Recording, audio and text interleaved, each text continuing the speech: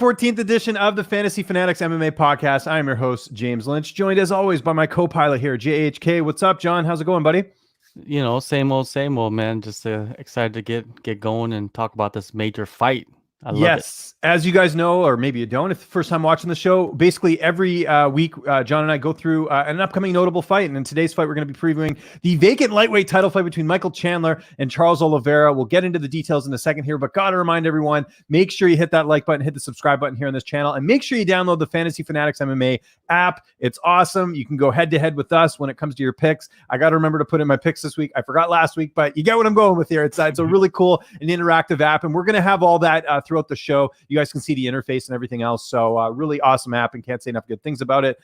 Let's get into this title fight. So this fight's going to be taking place on May 15th. It's UFC 262. Location is going to be in Houston, Texas. So we're going to have some fans for this one. We'll talk about the optics of that with there being some fans in the crowd here. But this is the vacant lightweight title fight, of course, with Ibn Nurmagomedov retiring. We now have a vacant title fight. First, just your thoughts on the matchup itself, JHK, just with the fact that, it seems like this is a merit matchup. Two guys who, on wins, getting the shot. When I first heard the news that they were going to face each other, I wasn't too surprised, but I expected Dustin Poirier to be one of the guys fighting for the title. But, he's on his own path. He's on his own journey to get the trilogy with McGregor. So it is what it is. You got Chandler, you got Oliveira, you got two guys. Oliveira, no doubt he deserves a title shot. He's done everything he's possibly could to earn a title shot, and he's finally getting one, and he's facing Chandler, the guy that I've always told everybody he's the perfect guy that the UFC wants to hold that title. He could go out there and he could sell the UFC to anybody, right? So I love the matchup. It's an exciting matchup. Two guys that are different in skill set, but powerful and finishers and explosive, and it's just, I don't know, it's insane what we're going to see on that night. Absolutely.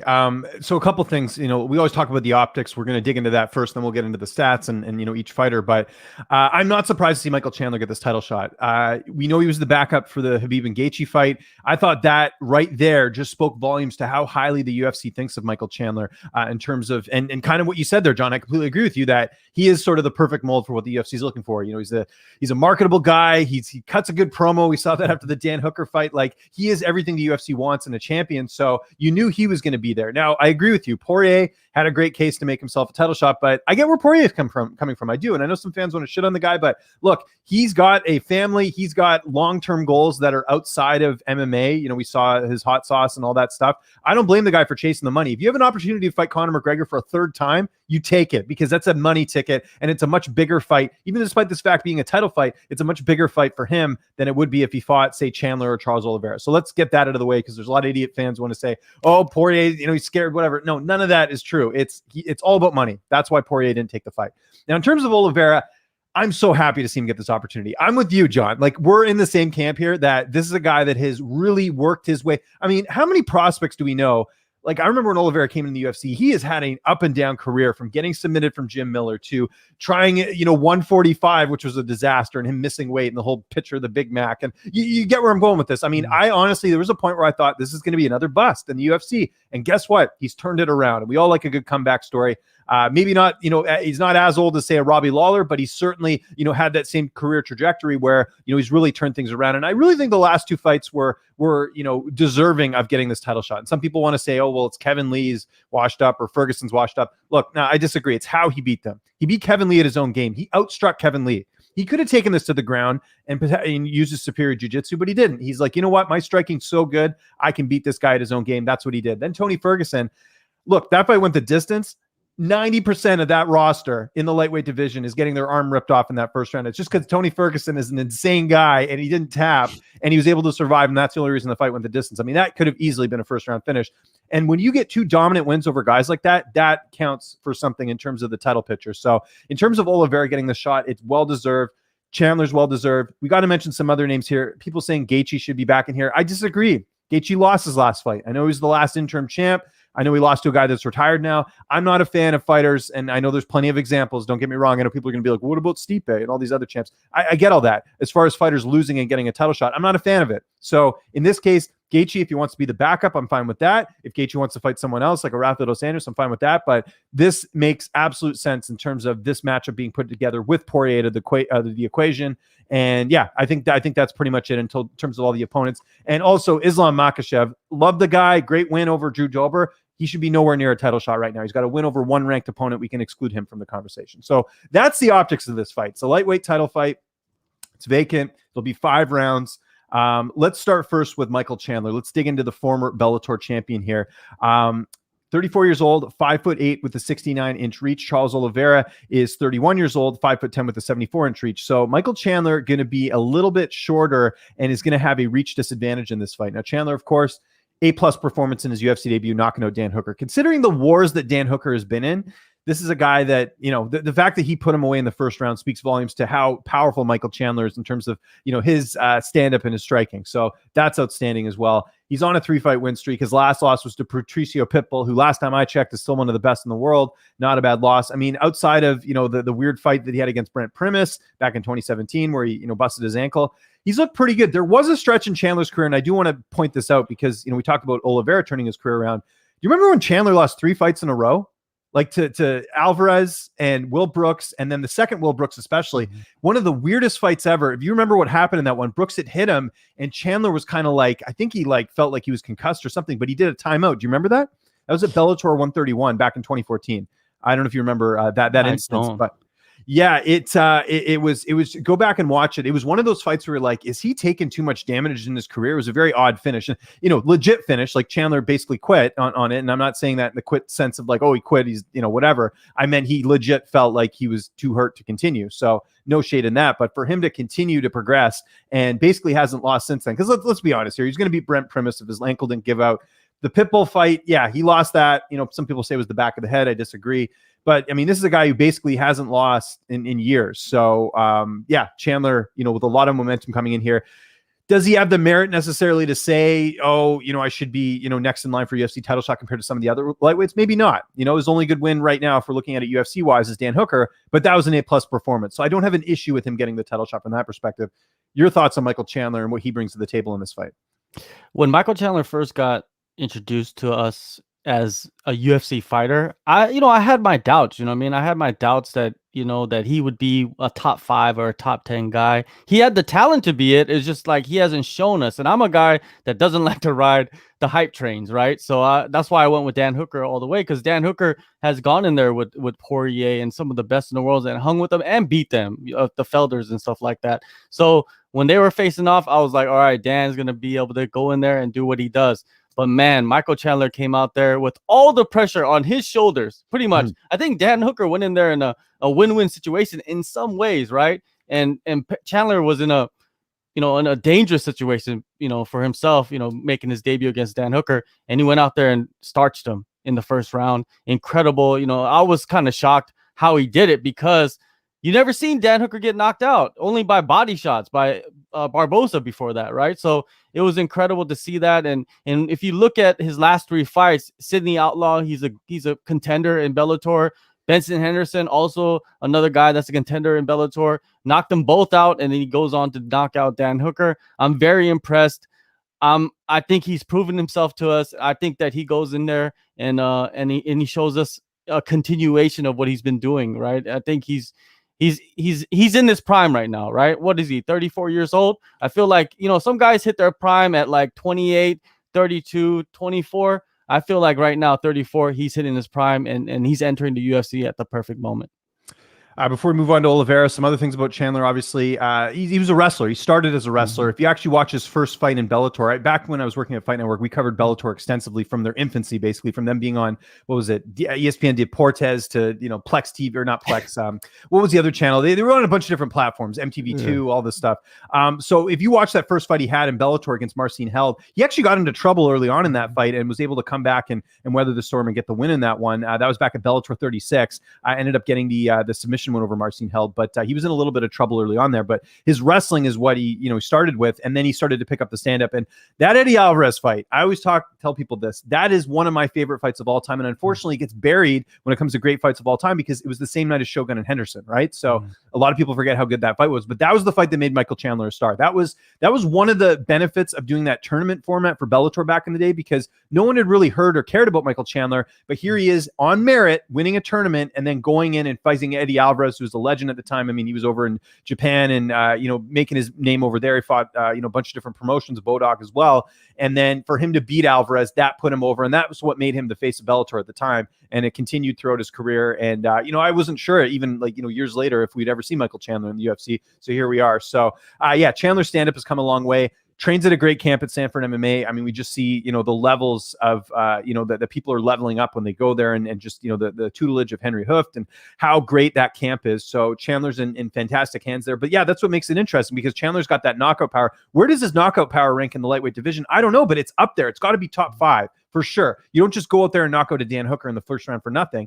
Plus, in his back pocket, he's got the wrestling, right? He reminds me a bit of Usman in a way, in the sense that, although I think Chandler has more power, where, wrestling base, but you've seen the other tools there as well. And Chandler, like I said, has some submission wins as well. Submitted Derek Campos, submitted Godi Yamauchi as well, Brandon Gertz. So this is a guy that it's good everywhere. And that's the same sort of thing with Charles Oliveira, where we'll get to his skill set in a second here. But Chandler's one of those guys that is good everywhere. So there's going to be no area in this fight where Chandler doesn't have covered. So that's what makes it interesting as well. Any sort of last thoughts on Chandler before we move to Oliveira?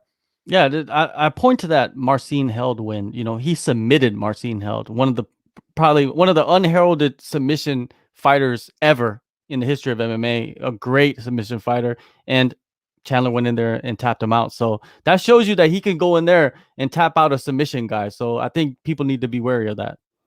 I completely agree. By the way, we got some questions in the chat. We'll get to those as soon as we're done breaking down this fight, but we sort of wanted to go through all the details first. All right, good time to get to Charles Oliveira du Bronx, 31 years old. It's weird to think that Oliveira is younger than Chandler in a way, because Oliveira's been in the UFC for so long. Oliveira made his UFC debut. Let's go all the way back here. He made his UFC debut on the Versus card, UFC had Versus 2, back in 2010.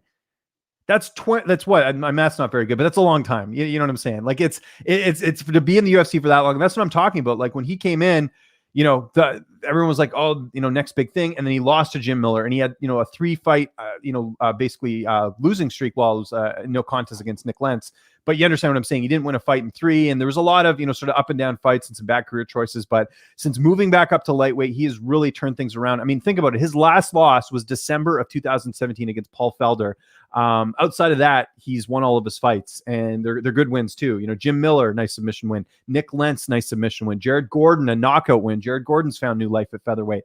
And then the Lee and the Lee and Ferguson fights were the ones for me that said, okay, this guy has definitely become a contender in the division right now. So Oliveira's base obviously is jiu-jitsu. That's what he's known for. That's what he came to the UFC on. But his striking, like I said, has come a long way. Go watch the Kevin Lee fight. You see the evolution in him, not only becoming more powerful, but more technical as well. You're really seeing him pick his shots, and it's been fun to watch his rise over the last little bit here. So what makes Oliveira dangerous is that there's really no stone unturned here. If you want to look at this fight from a style perspective, Chandler gets the edge in wrestling. Chandler gets the edge in power. Oliveira, though, good everywhere.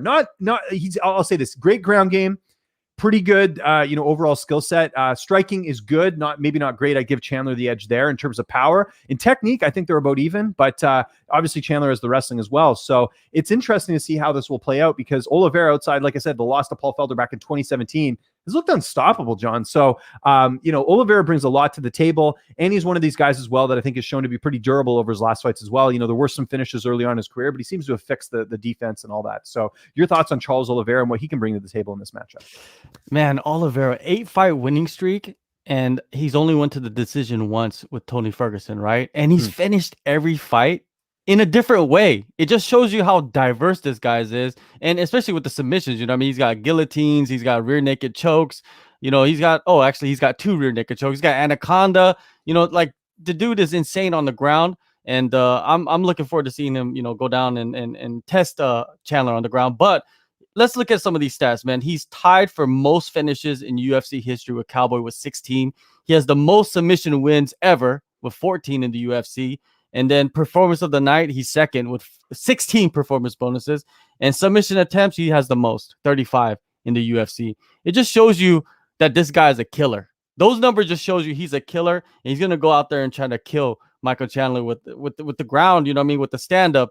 I don't know. I don't really agree with you on the stand up though. You know what I mean? Like he's gotten better, but I don't think that he's gotten to the point where he's the level of Michael Chandler, right? But I give Chandler the edge. I give Chandler the edge in the stand-up for sure. But I'm just saying that like we saw in the Kevin Lee fight, because he didn't need to do that against Ferguson. He was like, you know what, my jiu-jitsu is better than yours. We're gonna play this jiu-jitsu game in this fight. But with Kevin Lee, that's what impressed me. I know Kevin Lee, you know, say what you want about him and where his career is headed, but the fact that he beat Kevin Lee at his own game, I was super impressed by that, and that's pretty fresh in my memory, so to speak. So yeah. And also Kevin Lee was he was in a weird spot at that time too, man. He wasn't like the Kevin Lee that we saw in previous to that fight. But yeah, I know what you're talking about. And also with Oliveira, man, he's the thing that like shines most about him is he's overcome so much, you know, throughout his career. You know, I mean, he's had some weird fights, some weird ending to fights, and a lot of people doubting him and saying that, you know, he doesn't have a chin or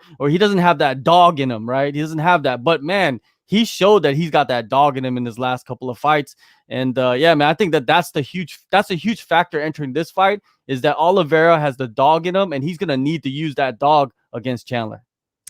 One other thing I'll mention, and then I'm going to give you my pick here in a second, is the level of competition. That is one thing, and that's one of the things. That's one of the reasons I picked Dan Hooker over Chandler, and maybe it's going to bite me in the ass here. But you know, Chandler, you know, we talked about him losing the Pitbull, losing to you know, Brent Primus. We can erase that one again. It was more of an injury there, but a lot of the, you know, the quality of opposition definitely goes to Oliveira here. Look at this resume, John. I forget who he's fought. I mean, it's like I said, he's been in MMA since 2010, or in the UFC, I should say. He's fought Jim Miller, Donald Cerrone, Cub Swanson, Frankie Edgar, Jeremy Stevens, Max Holloway, Anthony Pettis, Paul Felder. Has a win over Will Brooks, who Chandler lost to, Kevin Lee, Tony Ferguson. Like, Chandler doesn't have that same resume. Now, that doesn't, you know, in some cases it doesn't matter. I remember when Chris Weidman fought Anderson Silva, people saying the same thing. Who's he beat? Who's he beat? How's he going to beat a guy in Silva? You know, maybe it doesn't matter, but that is just another tidbit I wanted to add in here, is that Oliveira has been more battle tested, in my opinion, than Michael Chandler.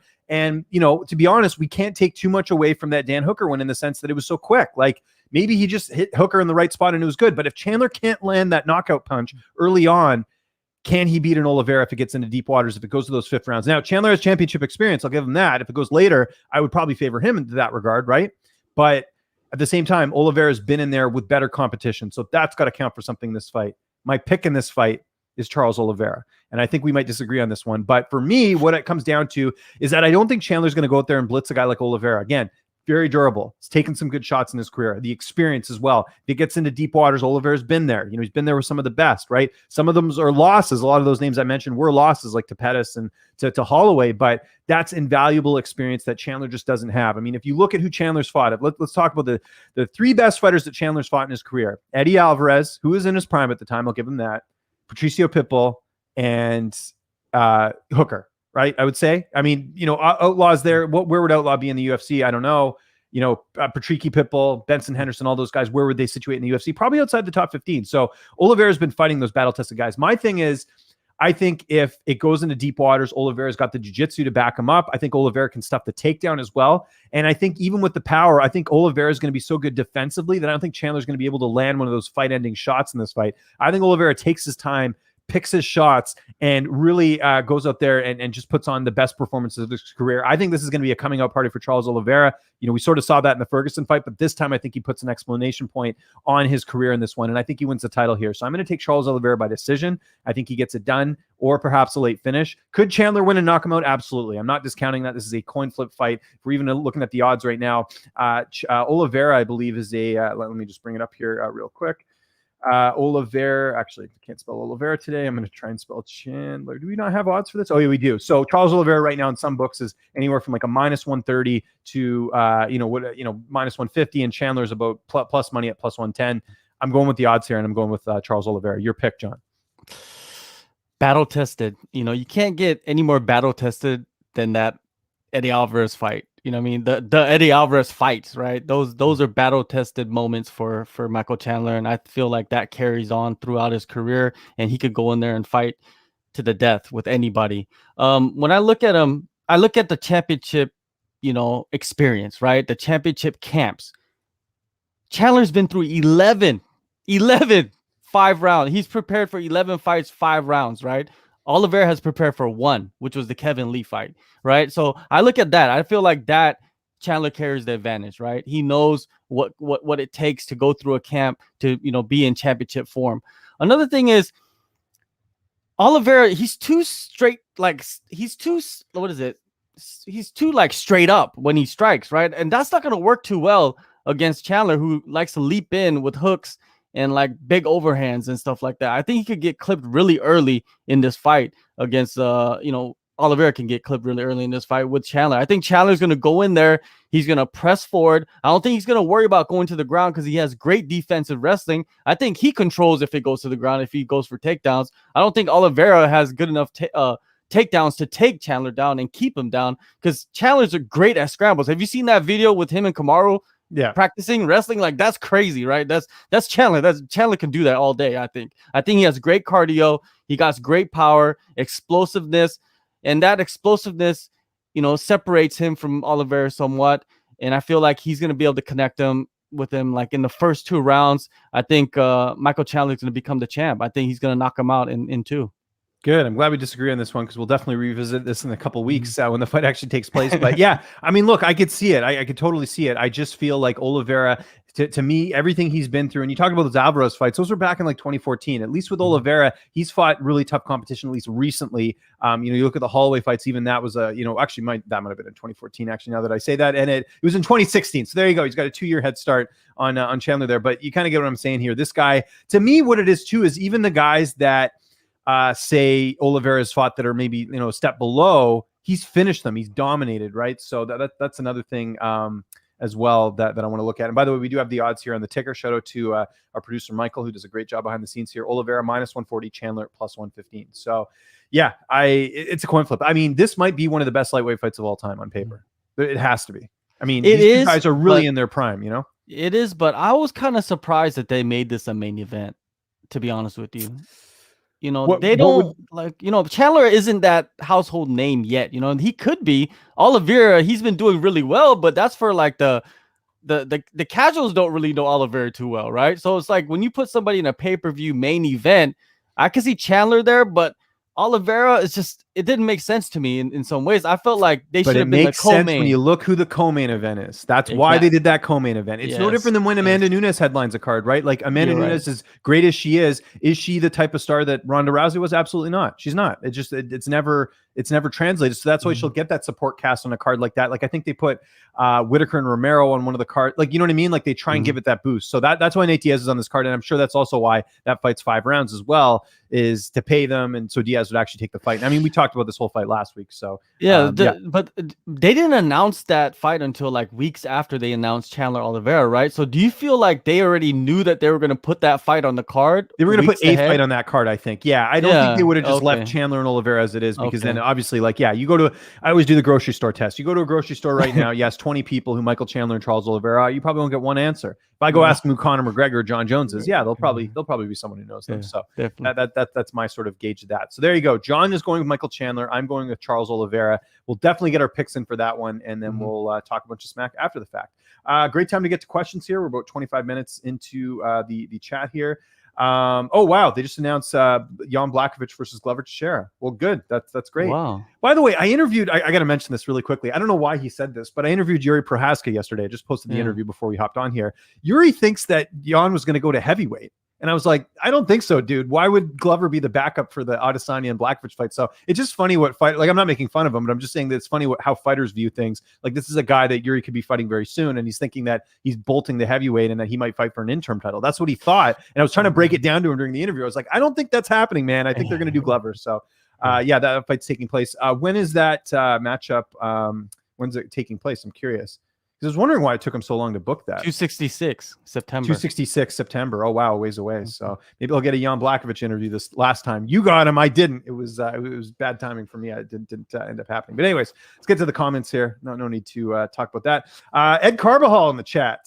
We'll get to his question first. He says, where does this leave Gaethje, though? I think Gaethje could potentially be the backup for this fight, or he's going to have to fight like a Dan Hooker or like an RDA or someone like that. But he'll be fighting soon. But isn't it interesting, though, that like it's like the one time like over the last like bit where like a Dominance MMA client didn't get their wish, right? Like I know his manager obviously was pushing for Gaethje to probably fight Chandler, and that seemed like a fun fight anyways with their backgrounds and everything with the, collegiate wrestling.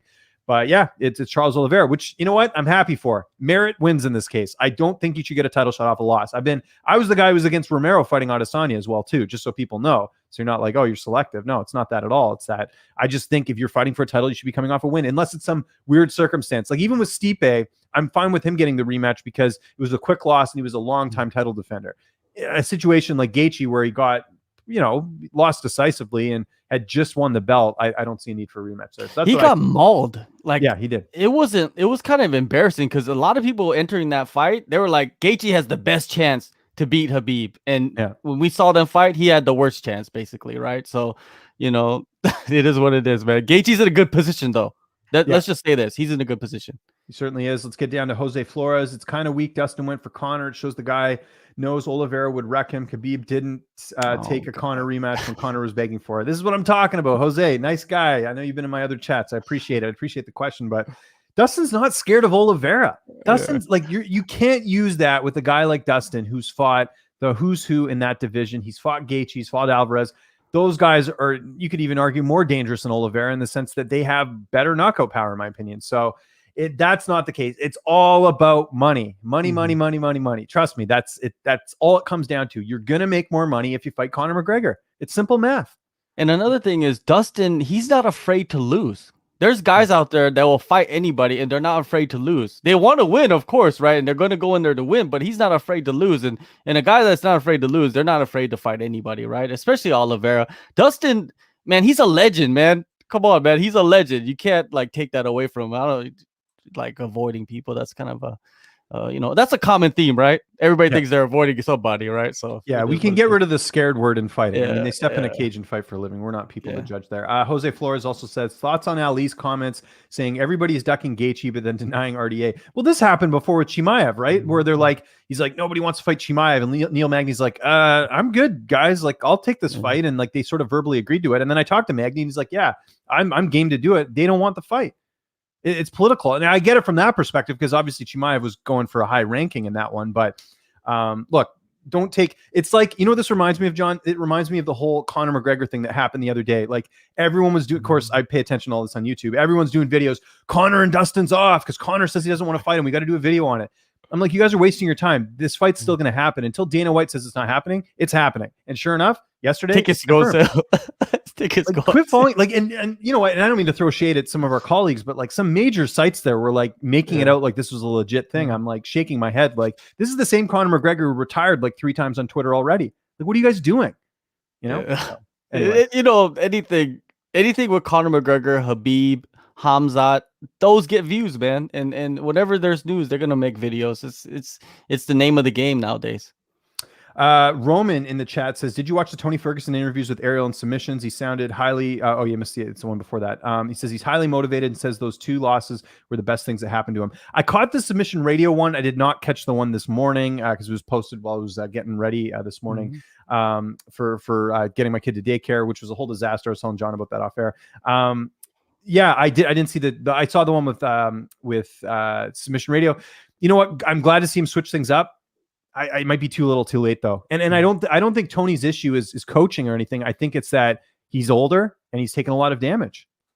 Like I don't think, and I think that's why he's fighting Dariush, because it's a case of 2 fighters going in opposite direction. Dariush has turned things around. He's in the prime of his career. Ferguson, I think he's lost a step. We'll see though. We'll see in that fight. What do you think of that, John?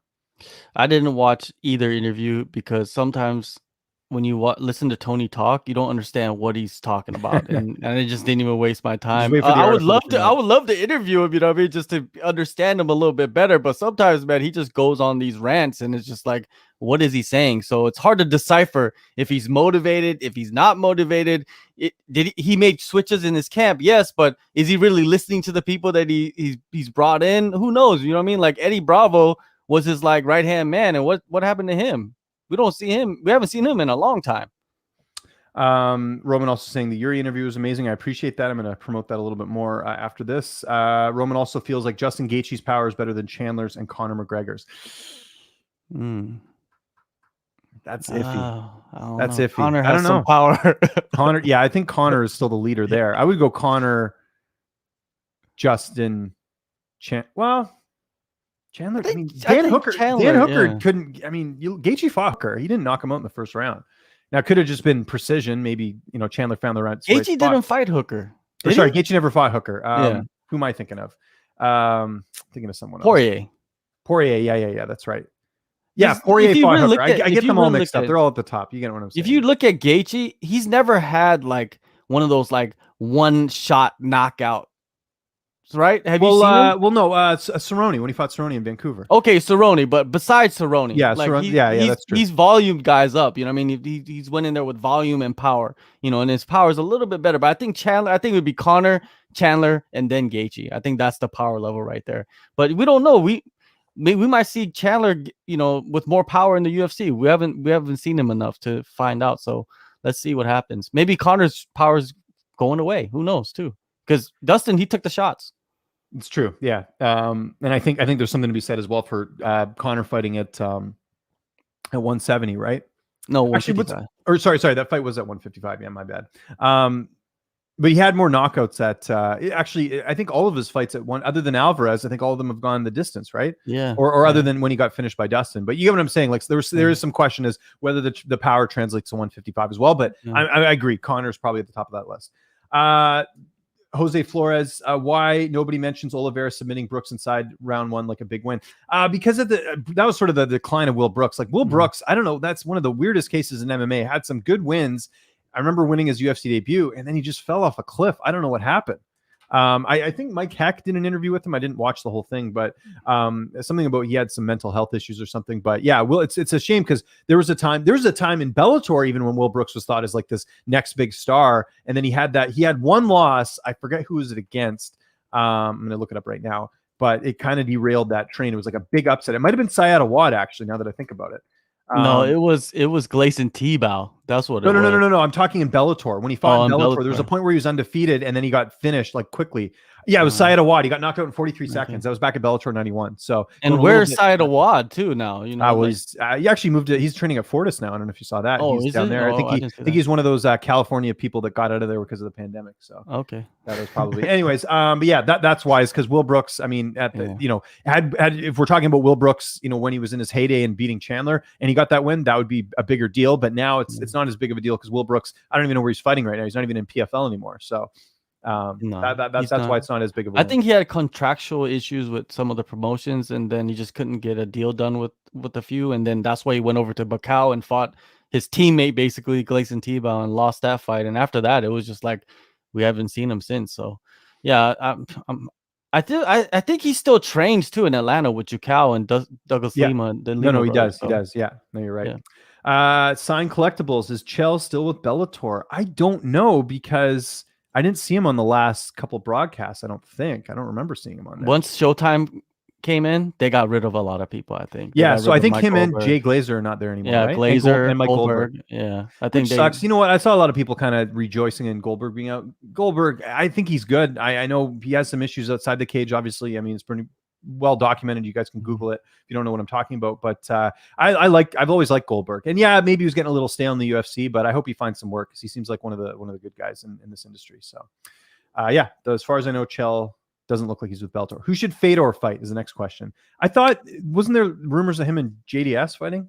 JDS or Overeem, I believe so. Yes, I think JDS was the front runner to fight. Not that I want to see JDS fight anymore with the amount of damage he's taken, but part of me is also like, that would be kind of cool, wouldn't it? Yeah. So. I think Overeem would be cooler though. Yeah, Overeem. Yeah, I think Overeem's got more gas in the tank, so to speak.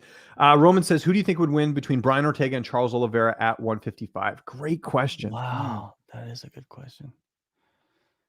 Man. That's a 50-50 fight, and typically in a fight like that, I would have to go with the guy who's competed in that weight class longer, so I'd go to Oliveira in that fight. Are we talking about long-haired Brian Ortega or the ball-headed Brian Ortega? Ball-headed one. That's the Ortega 2.0. Yeah, I think that it'd be a very competitive fight because I feel like Ortega, the jiu-jitsu is always there, but his stand-up, I feel like it's better than Oliveira's right now. So maybe, I'll give the edge to Ortega. But like you said, a guy that's already competing in the division, he's probably much bigger, much stronger. Yeah, he'd probably manhandle him a little bit. Thoughts on Ariel possibly leaving ESPN? Yeah, some article came out, I think, in the New York Post or something. Yeah, there was some article there about some contract issue. I haven't read the article yet, so I can't really comment on that part of it.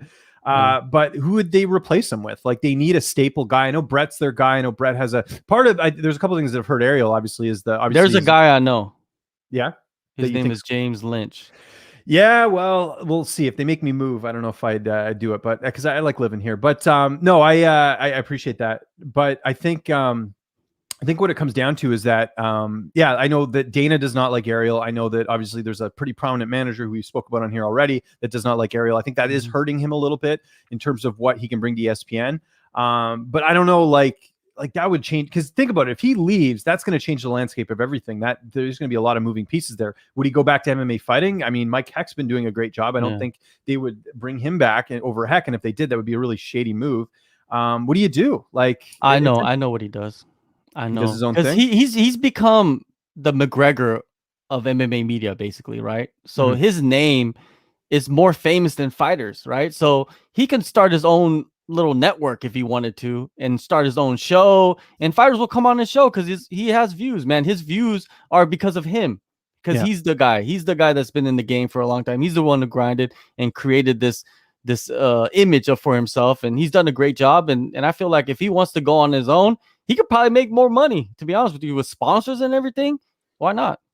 Well, we're seeing the landscape change as it is. Even here in Vancouver, I've talked about this before. We had a whole radio station that's been on the air for 21 years, Sports Talk Radio, my favorite station, just out of the blue one day, just off the air completely.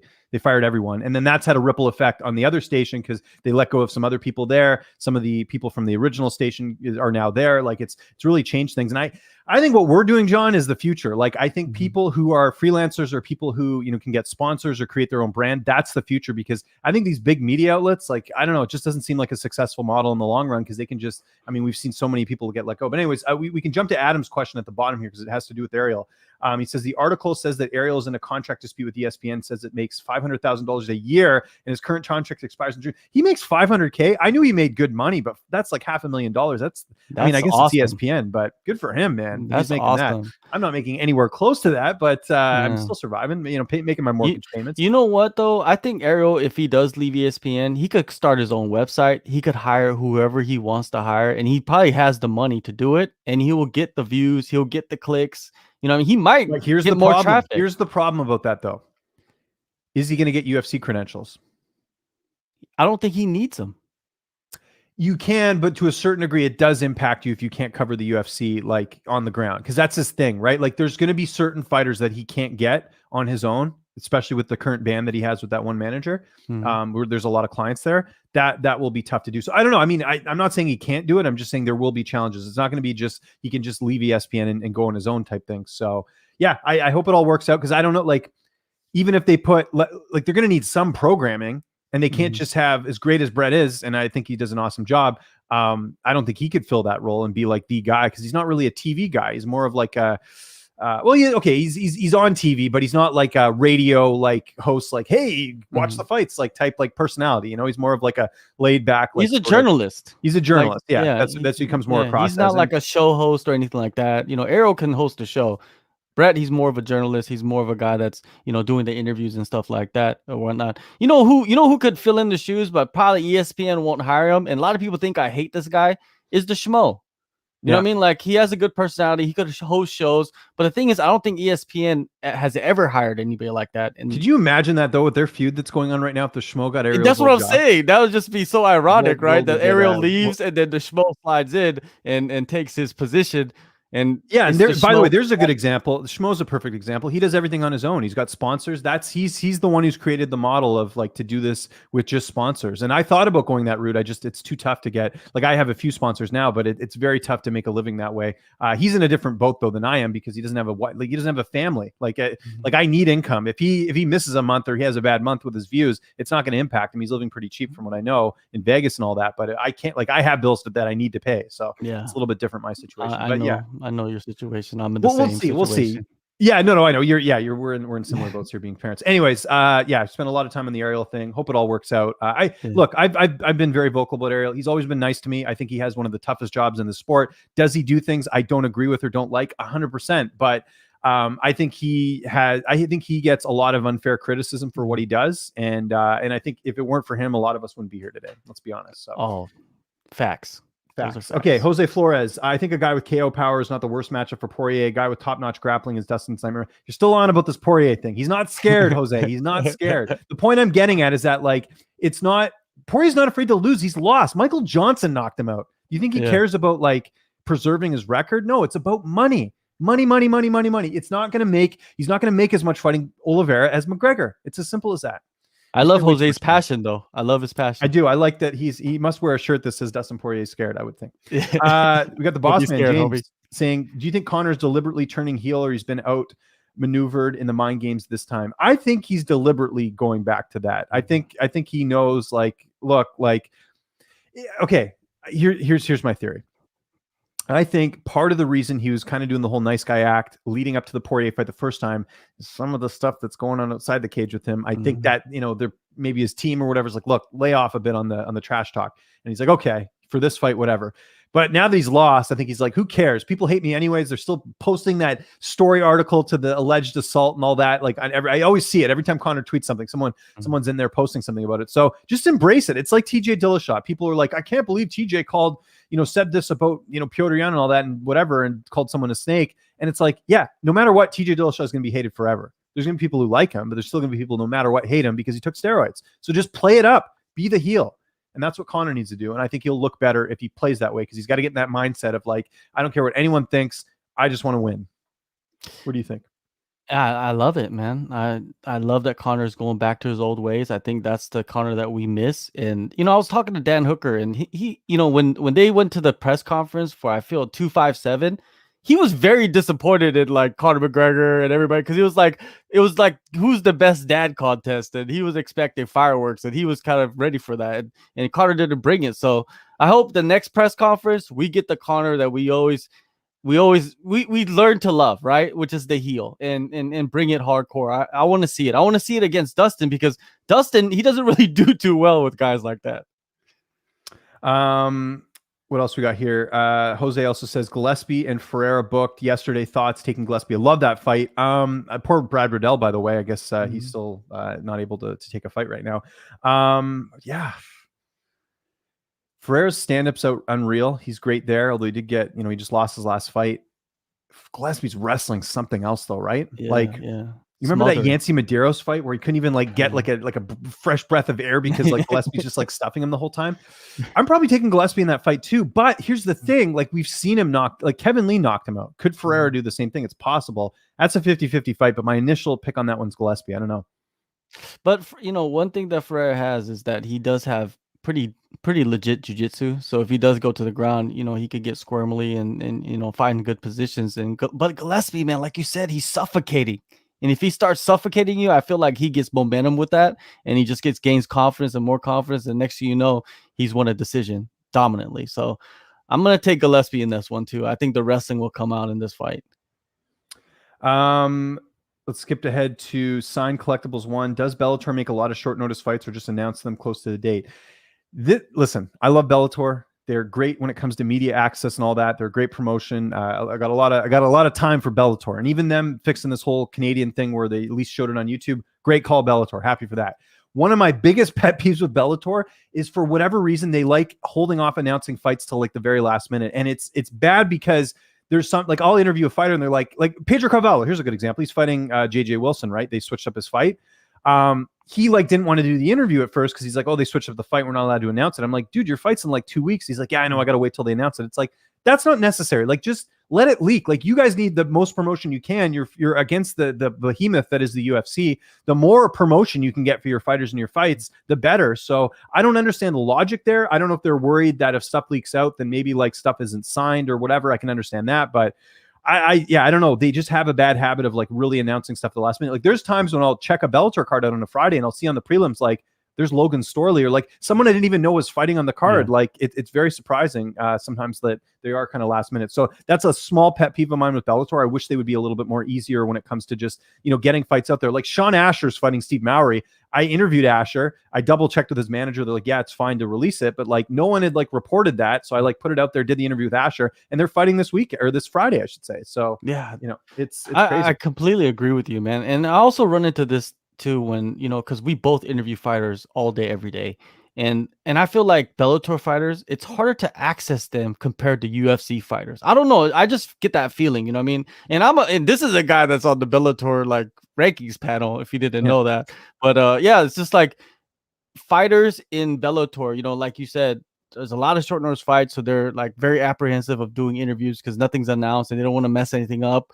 And at the same time, it's just harder to get in contact with these guys. I don't know why, but they just don't respond. It almost feels like they don't even need to do any interviews, right? I know you do a lot more Bellator interviews than I do, but man, I've been running into problems where it's just more difficult to get excited on. Hit me up, man. Hit me up. I'm always here. We'll make it happen. I'm actually talking to Juan Archuleta later today, so excited to talk to the no, actually talking to him to set up one like early next week. Yeah. Oh, good. There you go. So yeah, it just depends on the fighter. There was something else I was going to say. I completely blanked on it. Another trick for you media people out there. This is what I do all the time, and I did that with Pedro. Is like, look, if a fight's not announced yet, do the interview. Tell the fighter, look, I'm not going to release this. I'm not going to mention anything. Why would I ruin my, relationship with you or your manager or whatever? Let's do the interview. And then when it's official, we'll post it. I've done that. I don't know how many times. It just saves everyone the time. Because if you've already made the effort to book it, or, you're in the process of booking it, just do it that way. And then you've got it done and it's in the bank. Like I like getting stuff done well ahead of time as opposed to having to do stuff at the last minute. I hate doing fight week interviews. That's a big thing of mine. I don't like doing them during fight week because they're cutting weight and, so I do them sometimes. So do I. Like Mackenzie Dern, we both did her the week of the fight, but that's because Ruby set it up, during fight week, which is whatever. Maybe management, they're good with that, you know what I mean? So yeah, it is what depends. It is. Let's get to some more questions here. What do we got? Adam Martin again. By the way, Adam, thanks for watching. Adam and I are going to be back, by the way, doing the parting shot tomorrow. Normally we do it on Wednesdays of the month, but I'm golfing today. So unfortunately, I will have to do it tomorrow, but we'll be doing that at 5 p.m. Eastern time. Adam says, the guy who wrote the article at Ariel just tweeted he might consider going to direct customer, just like you guys are saying. That way, that's the way of the media future. I agree with you guys on that. So yeah, there you go. And if he moves, there could be a lot of moving pieces here in terms of other, like I said, not even just people going to different outlets, but maybe people seeing the same thing and saying, like on my own brand, do this on our own, on my own brand. Because and you and I both deal with this, and I'm super thankful for a lot of the outlets I'm working for, including Fantasy Fanatics MMA. No joke, I'm not even just saying this when doing the show. One of the best people I've ever worked with in this industry, like easily. You do get some struggles. I have some outlets where they're a little bit picky about interviews. They try and, stinge you out on stuff. And, it happens. I understand it from their perspective. They're trying to make money, but you don't have to deal with any of that if you're your own boss. And that's what I like with my sponsorships is like, I have set contracts to say, okay, we're doing this for this amount of time. This is what I'm doing. And it's all clear. And it's, obviously it's performance based, but it's also like very clear, the lines. Whereas if I'm with some outlets, it can be a little bit, picky with certain things. So there you go. But if ESPN is looking for an Asian representative, I'm right here. There you go. You imagine maybe we can get this show on there. We'll see. Yeah, of course, man. That would be crazy. The Canadian and the South Korean. There you go. Abs talks in the chat. What's up, Abs? How's it going? He says, "What's up, guys? Ariel gave Rose a chance to apologize for generalizing Zhang, saying she stands for communism, but she said she stands by it. What are your thoughts on this?" You're probably better to dissect this a little bit better than me. She said something about better dead than red or something like that. Like, I don't know. And then, there's okay, just a couple like things before I get your thoughts on this. So Rose she was born in, what was it? Lithuania, I think. Yes. So there's some sort of culture thing there as well. So I don't know if that played into her comments. I don't know. I don't know what was said that was offensive. So perhaps enlighten me here a little bit. Well, there was a motto that came out of a documentary a while back called "Better Dead Than Red." I guess it's something applied towards communism because I guess Russia and Lithuania, they had it's the thing is, like, if you don't know the history of the countries and if you don't know the politics, it's hard to comment on it, you know what I mean? Like, because you don't understand it. And right now I don't understand it completely to where I could like that I have to go in there and bash Rose for what she said, right? Because I think a lot of people are jumping to conclusions on this, right? She could be saying something that is legit. Did she have to go on Ariel's show and apologize? No, because I feel like, I didn't watch it. I watched like the beginning of it, and then I had to do this show, right? But like, I felt like she was going in the right direction, but I don't know what the rest of the interview was, what she said in the rest of the interview. So it's hard to kind of attack somebody for what they said, because people say a lot of things, and in America, you have the right to say what you want to say, right? But in the climate of America, There's a lot of consequences for what you say. With the Asian hate and all that Yeah, stuff. the Stop Asian Hate. It's interesting actually. Yeah. I don't know if you know here. So where I live in Vancouver, large Asian population. My wife's actually half Chinese as well. There's like radio ads now talking about the Asian hate, and it's a real thing, and it's something that unfortunately, I mean, I don't want to get too political here, but it doesn't get as much coverage as some of the other stuff happening, because it's not thought of as much, racism towards Asian people. So I think the timing of what Rose says is just terrible, because like we're going through this right now, the Stop Asian Hate hashtag and all that, which support, by the way, obviously. Like, I don't know why people always have to announce they're anti-racist. I think 99% of people are not racist, right? Like it's one of those things. But here's some advice for anyone with a platform. Don't talk politics. I never post anything political on my timeline, on my show. If someone asks me something political, I will dodge that thing like I'm playing a great game of dodgeball or something, because anything you say now is on the record. And you know what? The guy who took that clip is the same guy who posts all the Tito Ortiz's clips and stuff all the time. I don't like that stuff, because you know what? There's people who get off on that. They love telling on people. And I'm not saying what Rose said was right. Again, I still don't know the full context of it, but there are people out there waiting in the shadows for someone to do something wrong, and then they can take it out of context and they can talk about how much better they are and how they should get canceled and all that. And I don't want to be a part of any of that. So that's another thing I'll say, is that where is the motivation coming from this? Do you think the people that are getting mad at Rose, are a lot of them, were they, hashtag Stop Asian Hate? Were they getting upset with a certain, Morning Combat co-host for saying things about Ryzen? Probably not. It's funny how people get selective on certain things. So my advice is, just keep that stuff political out there. And I can't really comment on it because I don't really know what she said was super offensive. And, it's not my place to say it. I mean, I really have no connection to it whatsoever, other than I cover the sports. So, I think just, if anyone's watching here, if you're a fighter, you're a journalist, keep politics out of this, because you're going to get yourself in trouble, because even if you say the right thing, someone could take that and make it look the wrong way. So, yeah, what do you think? That's completely true. And, I'm Asian, so it's like, but I'm not Chinese, right? So they're two totally different countries. I'm from Korea, she's from China. But just because you're from a certain country doesn't mean you represent what that country stands for. You know what I mean? Like that, I think some people are digging a little too deep into it, but maybe that's what she meant. I don't see. The thing is, like, I need to get more educated on where Rose is coming from herself, and then I'll understand. And I wonder what Wei Li thinks. You know what I mean? Like, she probably doesn't even know that this is happening. Well, that's just it. Like, get her. Like, the person who should be offended by this is the person that this was directed towards. Let's hear what they have to say. I mean, this happens all the time, by the way. I always see, I know we only got 9 minutes left. I don't want to go to a whole rant on cancel culture, but like, I always see things where like a select group of people are offended by something, but the people that are that are talked about in this particular comment or whatever don't give a shit. It's always these people again, and there's a culture of people that just like thrive off telling on people. They're hall monitors, a lot of them, right? They're people that just want to talk about how much better they are than you are and all this stuff. And like, it's bullying, to be honest. No, it's 100% bullying. It's just as bad as the trolls on Twitter to some degree, because everyone sort of piles up. So my advice for this whole situation is, let's see what Wei Li thinks of this. Let's see what other people think of it before we jump to conclusions. Let's watch the full interview, because it's easy to take a 30-second clip and say, oh, I can't believe she said that. But let's, here's how you handle a situation like this. If someone had tweeted Rose and said, hey, it'd be good if you got a little bit more educated on this. You didn't really say the right thing here. But that's not how people act on social media. They're like, how dare you say that? You need to apologize. Like, that's not the way to solve problems. That's not how adults talk. Adults talk by educating, not by bullying. So I don't learn anything here today. Another thing that I hate, and then I want to finish with this, is people being offended for other people. That's what I meant. Yeah, exactly. Yeah, like that's what I'm saying. That gets so extreme now. Like, it's like another bracket now of just like social media. It's just insane. So yeah, let's move on, man. We'll move on. Okay, a couple more questions here. Jose Flores, why Khabib never tried to get revenge against Nate after getting the Stockton slap? Because Nate was nowhere near him in the rankings. That's why.